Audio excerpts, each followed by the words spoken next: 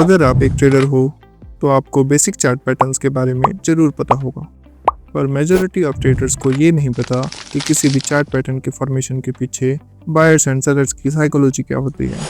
अक्सर ऐसा क्यों होता है कि चार्ट पैटर्न्स फेल हो जाते हैं और most of the time retail traders in chart pattern के ट्रैप में फंसकर बार बार अपना लॉस करवाते रहते हैं। अब गलती इसमें रिटेल ट्रेडर्स की भी नहीं है, क्योंकि जितने भी बुक्स और कोर्सेज अवेलेबल हैं उनमें सिर्फ चार्ट पैटर्न को ट्रेड करना सिखाया जाता है और उसके पीछे की साइकोलॉजी को नहीं।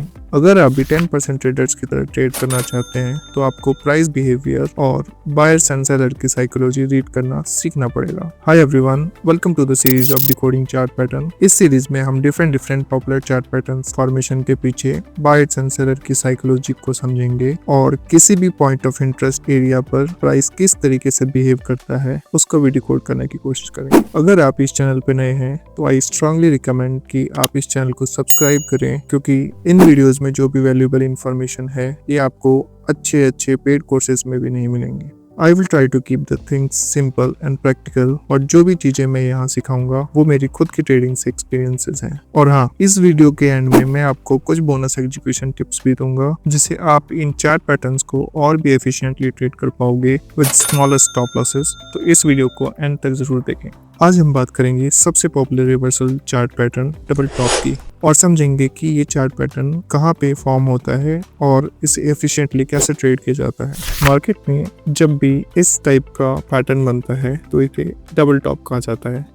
डबल टॉप के दो लेग्स होते हैं, फर्स्ट ये लेग होता है और सेकंड लेग ये होता है। यूजुअली ये पैटर्न तब बनता है जब मार्केट अप ट्रेंड में होता है। यहाँ पे जो बायर्स एग्रेसिवली बाय करके प्राइस को ऊपर की तरफ ले जा रहे हैं, यहाँ पे एक छोटा सा पुल बैक आता है और जो बायर्स यहाँ और यहाँ मिस कर गए हैं वो ये सोचते हैं कि यहाँ पे ऐड करेंगे, तो वो कुछ बायर्स यहाँ पे ऐड करते हैं। प्राइस दोबारा वापस ऊपर की तरफ जाने लगता है, बट प्रीवियस स्विंग होता है ये इसको ब्रेक नहीं कर पाता है और प्राइस नीचे की तरफ आने लग जाता है। अब यहाँ पे बायर्स और सेलर्स की साइकोलॉजी क्या होती है। पहला, कुछ सेलर्स यहाँ पे मौजूद होंगे। जब मार्केट मूव होता है ऊपर की तरफ तब यहाँ पे एग्रेसिव बायर्स होते हैं, यानी मार्केट ऑर्डर्स होते हैं और प्राइस ऊपर की तरफ मूव करता है। यहाँ पे कोई लिमिट सेलर मौजूद होता है जो इस सारे एग्रेसिव बायर्स को एब्जॉर्ब कर लेता है। प्राइस नीचे की तरफ रिट्रेस करता है और यहाँ पे कुछ मार्केट ऑर्डर के सेलर्स ऐड होते हैं, और साथ ही साथ जब प्राइस रिट्रेस करता है इस पॉइंट पे तो कुछ बायर्स जो लेफ्ट आउट हो गए वो यहाँ पे ऐड होते हैं। अब प्राइस एक बार फिर से ऊपर की तरफ जाने की कोशिश करता है और यहाँ पे कोई भी वीकनेस दिखती है तो वहाँ पे और भी सेलर्स ऐड हो जाते हैं। अब वीकनेस किस तरह की हो सकती है, यहाँ पे कोई इन्वर्टेड हैमर टाइप का कैंडल बन सकता है, यहाँ पे कोई डोजी कैंडल बन सकता है, या यहाँ पे एक बिग बार कैंडल बन सकता है, रेड कैंडल। तो यहाँ पे सेलर्स ऐड हो रहे हैं। अब यहाँ पे जो भी बायर्स हैं इनके सारे के सारे स्टॉप लॉसेस इस वाले जोन में पड़े होंगे। अब प्राइस जब नीचे की तरफ आने लगता है, जैसे ही नेकलाइन ब्रेक होता है तो इन सारे बायर्स के स्टॉप लॉसेस ट्रिगर होते हैं, और जब ये स्टॉप लॉसेस ट्रिगर होते हैं प्राइस और भी फास्ट तरीके से नीचे की तरफ ट्रेवल करने लग जाता है। और जब ये पैटर्न भी क्रिएट हो जाता है तो जो भी सेलर्स हैं, जो सेफ सेलर्स हैं, वो यहाँ पे और ऐड होते हैं और इस प्राइस को डबल स्पीड से इसको नीचे की तरफ धकेलते हैं। तो इस तरीके से हमारा ये पूरा पैटर्न वैलिडेट होता है। अब इसको हम चार्ट पे एक एग्जांपल के थ्रू भी समझेंगे और इसको वैलिडेट करेंगे डेटा के थ्रू कि सच में ऐसा हो रहा है या नहीं। तो इसके लिए मैं ऑर्डर फ्लो का यूज करूंगा और ऑर्डर फ्लो में लाइव ऑर्डर्स दिखाऊंगा कि किस तरीके से बायर्स और सेलर्स में फाइट चल रही होती है और जो भी पार्टिसिपेंट्स यहाँ पे विन होता है प्राइस उस तरफ मूव करने लग जाती है। एक रीसेंट एग्जांपल की मदद से हम समझते हैं कि प्राइस किस तरीके से एक एरिया तक पहुंचता है, प्राइस डबल टॉप बनाता है और वहां से रिवर्सल हो जाता है। आखिर प्राइस इस एरिया पे ही डबल टॉप क्यों बनाता है और यहीं से रिवर्स क्यों होता है, इसके पीछे बायर्स और सेलर्स की साइकोलॉजी क्या थी और ऑर्डर्स किस तरीके से एग्जीक्यूट हुए यहाँ पे। तो इसको हम ऑर्डर फ्लो की मदद से भी वैलिडेट करेंगे। आप देख सकते हैं कि प्राइस यहाँ पे ओपन होता है और एक शार्पली ऊपर की तरफ जाने लग जाता है विद बिग कैंडल्स। यहाँ पे बायर्स बहुत एग्रेसिव हैं और प्राइस को ऊपर की तरफ धकेल रहे हैं, बट जैसे ही इस प्राइस पे पॉइंट पहुंचता है प्राइस में एक वीकनेस दिख जाती है। अब यहाँ पे भी एक इन्वर्टेड हैमर बना था, बट प्राइस इसको सस्टेन करता है और ऊपर की तरफ जाता है। अब इसी एरिया पे ही क्यों सेलर्स आए, लेट्स अंडरस्टैंड। इस चार्ट को हम जूम आउट करते हैं और समझते हैं कि प्राइस यहाँ तक जब पहुंचता है तो यहाँ पे रिवर्सल क्यों होता है। यहाँ से अगर मैं इसको जूम आउट करूँ, इस प्राइस का ओरिजिन क्या है, तो जो प्राइस का ओरिजिन है वो यहाँ पे है। यहाँ पे जितने भी बायर्स होंगे उनकी लिक्विडिटी पड़ी हुई थी,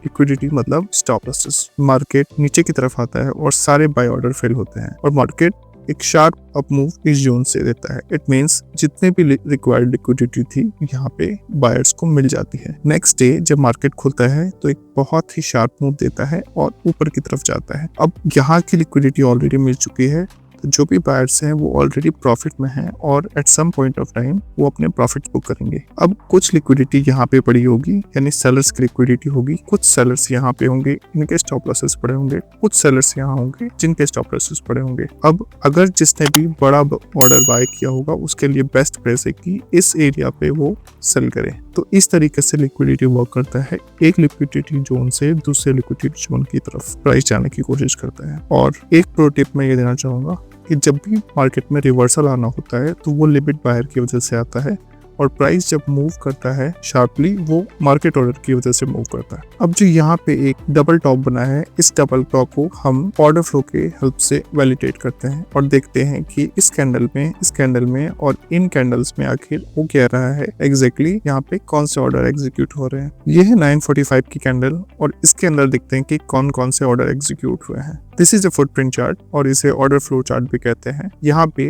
आपको बायर्स और सेलर्स के ऑर्डर्स देखते हैं। लेफ्ट साइड में जो भी ऑर्डर्स हैं वो सेल ऑर्डर्स हैं और राइट साइड में जो भी ऑर्डर्स हैं वो बाय ऑर्डर्स हैं। इस कैंडल में हम क्लियरली देख सकते हैं कि एकदम टॉप पे यहाँ पे 78,000 के बाय ऑर्डर्स एग्जीक्यूट हुए। मतलब जो भी स्टॉप लॉसेस होंगे वो सारे यहाँ पे हिट हुए हैं। कौन से स्टॉप लॉसेस? जो स्टॉप लॉसेस यहाँ पड़े होंगे, इस वाली एरिया में जो भी स्टॉप लॉसेस पड़े होंगे वो यहाँ पे हिट हुए, जो कि 945 की कैंडल है। ये 945 की कैंडल है। नेक्स्ट कैंडल में हमें थोड़ी सी सेलिंग दिख रही है और यहाँ पे और जो भी लेफ्ट आउट स्टॉप लॉसेस होंगे वो भी हिट हुए यहाँ पे 25,000 की, साथ ही साथ में 10,000 की सेलिंग ऑर्डर है।